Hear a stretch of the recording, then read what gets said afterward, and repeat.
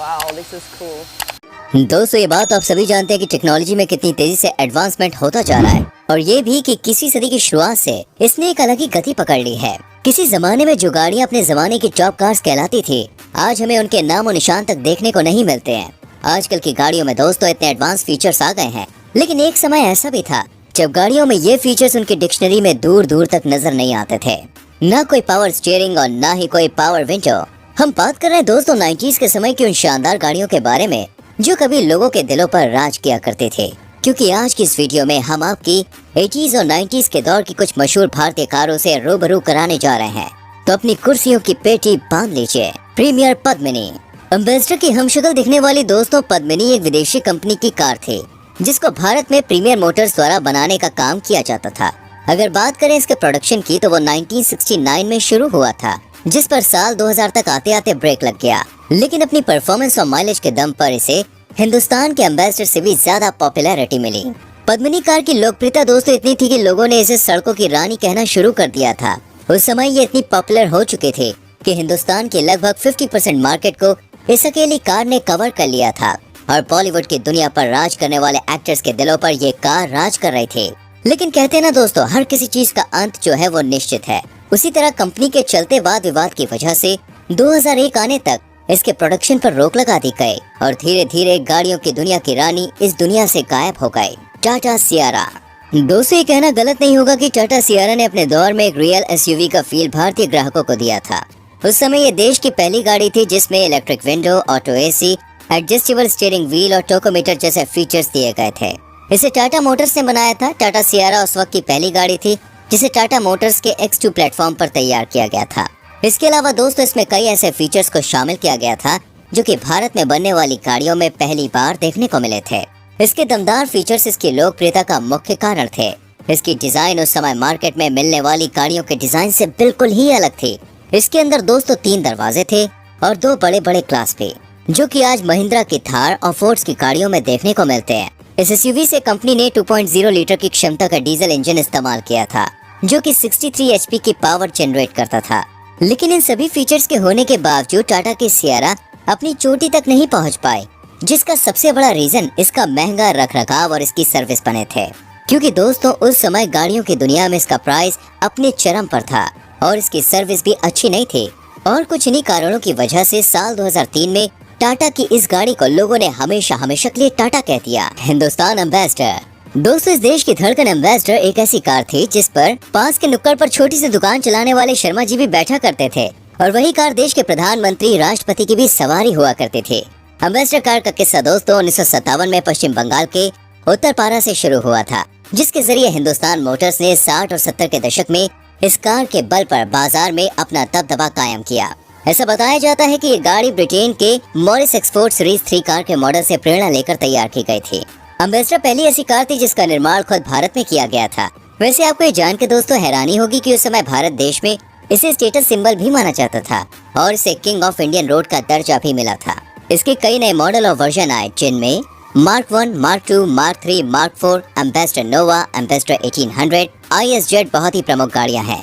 लेकिन जैसे जैसे समय बीतता जा रहा था वैसे वैसे मारुति 800 जैसी सस्ती गाड़ियाँ मार्केट में अपनी थाक जमाने लग गई थी, जिसके बाद हिंदुस्तान मोटर्स समय के साथ अपने कदम ताल नहीं मिला पाए और एम्बेसडर की सेल कम होने लगी। इसके बाद 2014 में सड़कों के बादशाह की नैया डूब गई और इसका प्रोडक्शन बंद कर दिया गया, जबकि 2017 में सीए बिरला ग्रुप ने एम्बेसडर ब्रांड को फ्रांस की कार मेकर कंपनी प्यूजो के हाथों बेच दिया, जो कि 80 करोड़ रुपए की डील थी। वैसे आपको शायद ये मालूम ना हो, लेकिन ऐसा कहा जा रहा है कि 2023 के आखिर तक फिर से ये गाड़ी एक नए अंदाज में भारत की सड़कों पर नजर आएगी। मारुति 800। हमारी लिस्ट में 204 नंबर पे जो गाड़ी आती है वो है मारुति 800। ये वो गाड़ी है जिसने एम्बेसडर और प्रीमियर पद्मिनी जैसी शानदार गाड़ियों की बैंड बजा के रखती थी। मारुति 800 मारुति द्वारा बनाई गई एक बेहतरीन गाड़ी थी। ये कार दोस्तों भारत के बड़े से लेकर छोटे शहरों तक देखी जाती थी और आज भी देखी जाती है। मारुति ने अपनी इस कार को 1983 में लॉन्च किया था और लॉन्च होते ही इसका नाम भारत की टॉप सेलिंग कार्स के लिस्ट में अव्वल नंबर पे आ गया था। ये गाड़ी उस समय अपने छोटे से इंजन के साथ आती थी जो कि काफी अच्छा माइलेज और पावर देती थी, जिसकी वजह से मारुति 800 भारत के लोगों के दिलों में फंस गई और सबकी पसंदीदा कार बन गई। आपको बता दें कि उस समय इस कार की कीमत कुल 48,000 रुपए देखी गई थी, लेकिन आपको ये जान के हैरानी होगी कि इसकी बाजारों में ज्यादा मांग होने की वजह से इसके खरीदार 1 लाख रुपए तक देने को तैयार होते थे। भारत के लोगों के दिमाग में ये कार इस तरीके से बस गई थी कि उस समय सिर्फ भारत में ही इस कार के 28 लाख से भी ज्यादा यूनिट्स बेची गई। ये छोटा पैकेट उस समय गाड़ियों की दुनिया में काफी बड़े धमाके कर रहा था, लेकिन समय का चरखा दोस्तों फिर से पलटा और इसका क्रेज खत्म होने लगा और मार्केट में इससे भी अच्छी गाड़ियां आने लग गईं। इसलिए कंपनी ने दोस्तों इस गाड़ी के प्रोडक्शन को 2010 में बंद कर दिया और धीरे धीरे करके ये अब भारतीय मार्केट से खत्म हो चुकी है, लेकिन इक्का दुक्का नजर आ ही जाती है। टाटा सूमो। दोस्तों टाटा सूमो ने साल 1994 में एक कंफर्टेबल और दमदार लुक वाली गाड़ी के रूप में अपना सफर शुरू किया था। ये पहली पैसेंजर कार थी जिसका निर्माण खुद भारत में ही हुआ था। इसे सूमो विस्टा के नाम से भी जाना जाता था। इस कार को दोस्तों टाटा सूमो नाम से इसलिए सड़कों पर उतारा गया क्योंकि इसका साइज बहुत ही बड़ा था। धीरे धीरे इतनी ज्यादा पॉपुलर होने लग गई थी कि इसका नाम हर किसी की जुबान पर चढ़ गया, जिसके चलते साल 2004 इसके लिए इतना अच्छा निकला कि उस समय इसको सबसे ज्यादा फेम मिला। आपको बता दें इस कार का क्रेज दोस्तों इतना ज्यादा था कि 1997 तक इसकी 1 लाख से भी ज्यादा यूनिट बिक गई थी। इसे सबसे पहले 1994 में 10 सीटर वर्जन और रियर व्हील ड्राइव कार के तौर पे उतारा गया था। समय के साथ बढ़ते कंपटीशन के चलते टाटा ने इसको फेसलिफ्ट कर दिया, जिसको सूमो विक्टा नाम से जाना जाता था। लेकिन अब इसका एक नया रूप भी गाड़ी की सेल बरकरार नहीं रख पाया, जिसके बाद उसकी सेल कम होने लग गई। फिर कुछ समय के बाद सूमो ग्रैंड भी मार्केट में उतारी गई, लेकिन वो भी कोई खास झंडे नहीं गाड़ पाई। टाटा की किफायती और दमदार गाड़ी के तौर पर जानी जाने वाली टाटा सूमो को साल 2019 में बंद कर दिया गया। भारतीय बाजार में इस कार ने करीब 25 साल तक राज किया और अपनी दमदार पावर के लिए मशहूर ये गाड़ी भारत में काफी हिट साबित भी रही। आज टाटा सूमो भले ही बंद है, लेकिन दोस्तों भारत के कई हिस्सों में आज भी इसकी मांग देखी जाती है। Hindustan Contessa. Golden era of cars की इस लिस्ट में अब हम जिस कार की बात करने जा रहे हैं वो कोई किफायती कार नहीं थी, बल्कि एक प्रीमियम कैटेगरी की लग्जरी कार थी। बात उस समय की है जब हिंदुस्तान मोटर्स की किफायती एम्बेसडर कार की चमक अब फीकी पड़ने लग गई थी और मारुति 800 ने भारतीय बाजार में अपना कब्जा जमा लिया था, जिसको टक्कर देने के लिए हिंदुस्तान मोटर्स ने इस 4 आंख वाली कॉन्टेसा को गाड़ियों की दुनिया में साल 1984 में उतारा। फ्रंट और बैक दोनों तरफ से लंबी डबल हेडलाइट और लोअर सीटिंग पोजीशन कॉन्टेसा के ये सारे फीचर्स उस समय बाजार में मौजूद सभी गाड़ियों से इसे अलग बना देते थे।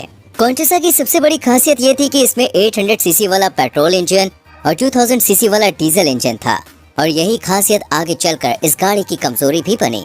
आपको बता दें कि ये दोनों ही इंजन काफी ज्यादा अच्छा परफॉर्म करते थे, लेकिन माइलेज कुछ खास नहीं निकाल पाते थे और जैसे जैसे तेल के दाम बढ़ रहे थे वैसे वैसे लोग ज्यादा माइलेज देने वाली गाड़ियों की तरफ खिंचते गए और आखिर में साल 2003 आया जब इस कार की कहानी पर भी फुल स्टॉप लग गया। हालांकि कहीं कहीं पे चलती हुई नजर आ जाती है। उम्मीद करते हैं दोस्तों आप इन सभी गाड़ियों से अच्छे से वाकिफ हो गए होंगे।